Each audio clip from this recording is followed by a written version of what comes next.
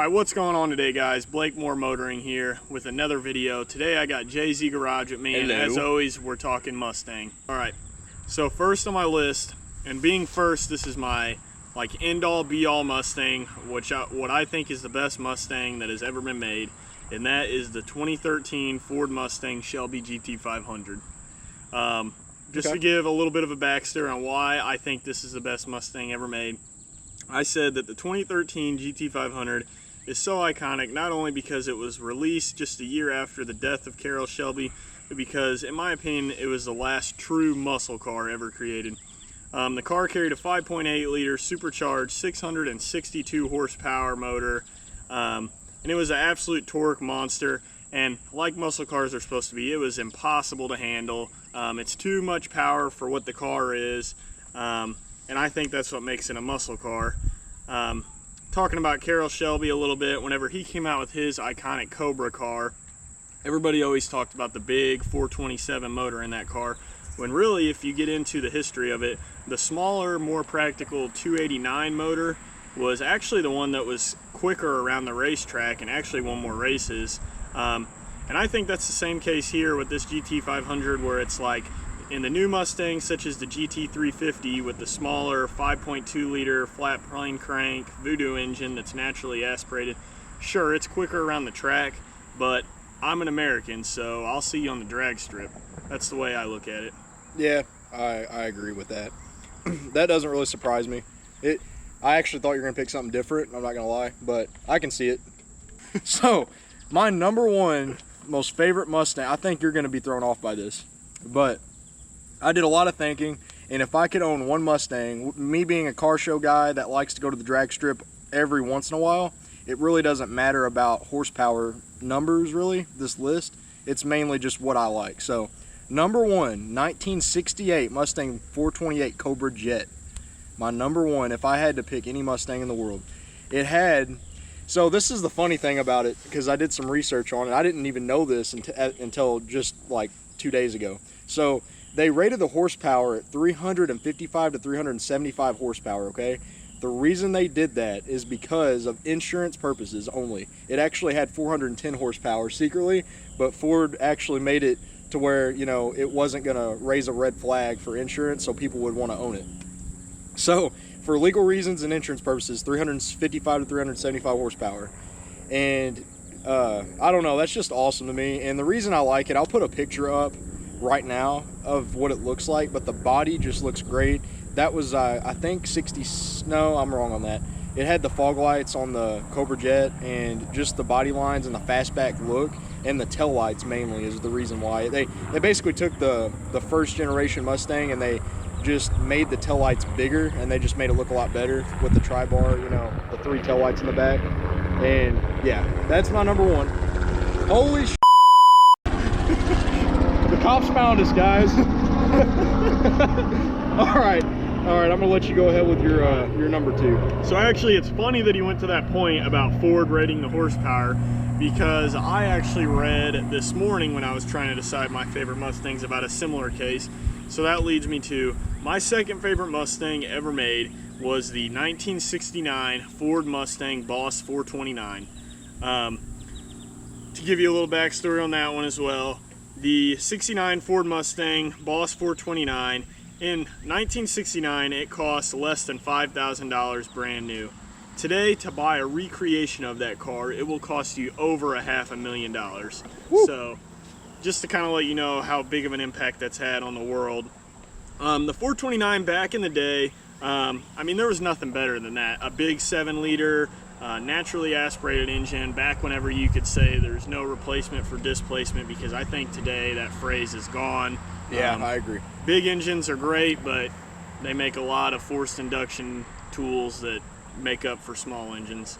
But it's funny because I read today that Ford rated that car at 375 horsepower. However, many people fought and said that it was a 500 horsepower car. To wrap that up, I think that the car just represented the times so perfectly, and I don't know, I just don't think there's any car that I could pick that'd be cooler to drive down an empty city street in. And I mean, I don't care, I could have some young kid pull up next to me in a goofy looking R35 with deep pockets, and he could, at the green light, he could be 2 counties over, and I'm still trying to bench press this car into first gear, and I would not care because I'm riding in style. I don't think it gets any more beautiful than that.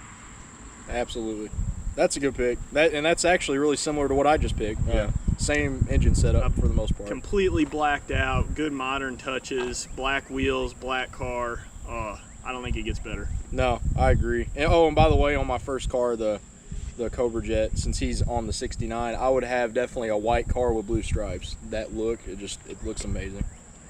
All right, is that all you got on your second pick? Yeah. All right, so my second pick, this is where I think you're gonna kind of maybe not be surprised. I don't know, you might. The Terminator Cobra, number 2. Okay. And here's the reason. So I'm 23 years old. So when the 03 Cobra came out, I was, God, how old was I? 7, 8, something like that. Just old enough to where I was into like Need for Speed games and stuff like that. And I remember seeing them in town very rarely. I think there was like 2 in my town. And I would see it and it just sounded amazing. And that's like a little backstory on why mainly I picked that car. But I mean, you got your specs, 390 horsepower. Again, same thing. It's kind of like they threw that out there, and a lot of people were claiming they made well over 400 horsepower on that setup. I mean, and even if you weren't, all you got to do is do a pulley change. It's already, I mean, it's overbuilt. Ford had nothing to really compete with in 03, and they literally just slapped a supercharger on it and threw it out for people to buy, So, yeah, were you surprised on that one? I actually was a little bit. I don't know, maybe it's because I currently own a New Edge that I'm like so ooh and ah at all the other Mustangs. So I wasn't really expecting a New Edge body style to be on either of our lists. It was a big hit for me. Yeah, but I'm glad that it made it because I vividly remember the first Mustang that I ever really seen. Little short story is I was riding down to go on a camping trip with my family, and my uncle was like, oh, that's one of the new Mustangs to the left. And it was in that zinc yellow color. So it wasn't the most attractive, but I was like, okay, I was like, so I guess this is a cool car. Well, they're all looking at the car. The guy looks over, drops a gear. And I mean, back then he's gone. So it was awesome. It was a sound you could fall in love with. Oh yeah. And the whine on those cars is just nuts. Yeah. It's crazy. Yeah. So it's funny now because you're kind of easily leading me into my third one again with something that you said, but I think this is the one that you might see as predictable for me, and that is the 07 to 09 Ford Mustang GT500. I was on the money on that one. I thought that was gonna be number 2. I loved it. So I do have quite a bit of backstory on this, and I'll try not to bore you all, but as always, every Mustang strong enough to carry a Shelby badge is exciting enough, but the 07 to 09 GT500 carries quite the story behind it. A couple of facts for you guys. According to the Department of Labor, the GDP, or gross domestic product, contracted by 4.2% in those years, naming this period the Great Recession, which was the worst economic downturn since the Great Depression. This led to GM closing their doors, as well as Dodge, Chrysler leaving Ford, the only one of the big 3. Ford with the GT500 never really did a true reveal of this car. They did a non-official reveal with the movie I Am Legend with Will Smith, and the first 3 minutes was just showcasing that car tearing up New York. And then, like you said, funny enough, at this time I was literally 7 or 8 years old. I was watching this movie with a bunch of members of my family who said it was a great movie, and as the car was ripping down the road, immediately I was like, I mean, this engine whine from the front that I didn't even know existed. I didn't know what the hell that was, and it's roaring out the back, and I was like, Dad, why is this car like whining and stuff like that? And it was so crazy. I was so into superchargers then. I thought it was the best thing in the world. Luckily, a few years later than that, I was at a car show in my hometown. GT500, just like the one Will Smith drove, with the red and the white racing stripes pulled up. He took me down the road in it, did a couple pulls, and I mean, I was just in love. But for everything that car did, they actually said when it first came out, it wasn't selling that great. And after that movie, I Am Legend, they said the sales for it skyrocketed. So this isn't super well known, but they say that because of this, and during how bad the economy was then, that they say that car might just be what saved Ford from going bankrupt as well. Yeah, I called that one like big time. Like I said, I thought it was going to be. It's well known, pretty well known for me. He's talked about that car a lot. That's the one on the list I definitely knew he would have. Yeah. That's just another one of those cars for me. Like I said, I would love it every day, no matter.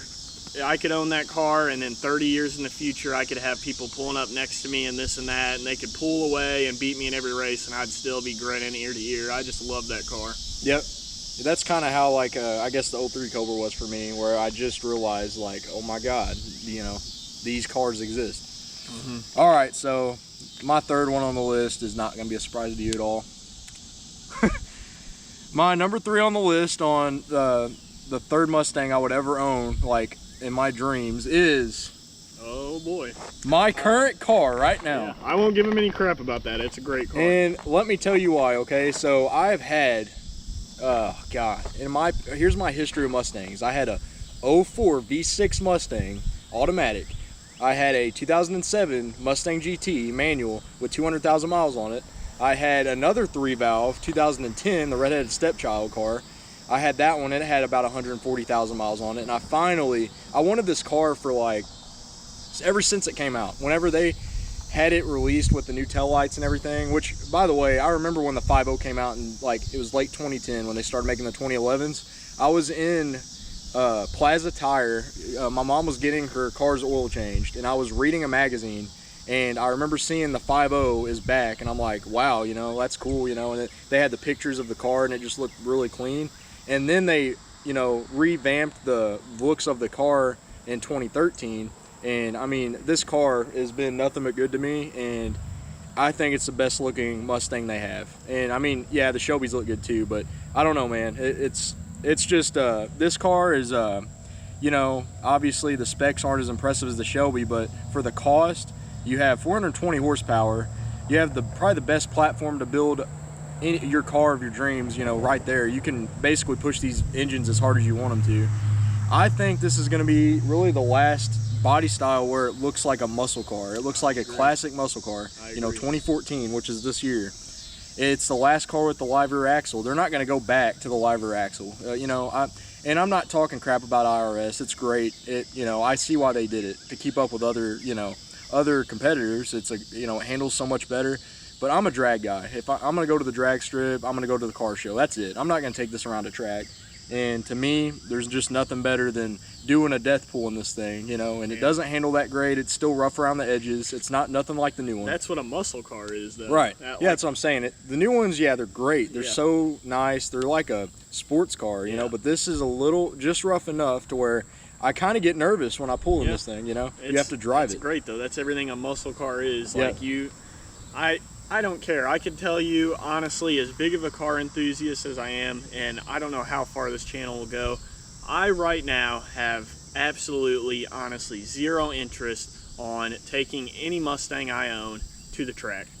I'm just being honest with you. The drag strip is where the Mustang was born. Yep. And that's what it's all about. This is America. You know, across the world, they drift. Here, we go in a straight line really freaking fast. Yep. So, I totally agree. I even told him my end-all be-all Mustang, as I told you guys a little bit ago, is the 2013 GT500. And I said that there's curves and things that this car has that was done better than they did it on the GT500. I think that there are certain things that the 5.0 carries that they actually did better than the GT500, and that's not very often. Yeah, and like the thing about the Shelby, and I love Shelbys, like when I see them, my mouth waters literally. But the thing is, I'm a tuner guy. I like to do my own thing, and I would almost be a little bit hesitant to do some things on the Shelby that I don't hesitate on this car, because this car, the parts are a little cheaper, you know, and the Shelby, I mean, honestly, you almost want to leave those cars alone. Like they're worth a lot of money, and a Shelby is very rare, really. You don't see very many. I definitely don't see very many 2013 Shelbys around. No, you know? And never. You know, that's the reason I picked the GT and the 1314 body style. But overall, the body of the car, I just think looks the best. They nailed it on the head whenever they made this car. It's got modern, and it's also got some of that classic, you know, muscle look to it. And I think the demand for these are going to be kind of like the 03 Cobra is, where literally like in 15-20 years everybody's going to be wanting these. I agree. I mean, 2 years is the only, you know, that's a short period of time, Yep. you know, and that these tail lights, I mean, I keep on saying the tail lights, but it makes the back of the car look that much better. I mean, arguably, you can even ask S550 guys. I mean, these tail lights are probably the sexiest tail lights on a Mustang, period. The S550 is probably the second, but Yeah. these are number one, I think. So, yeah, that's my list.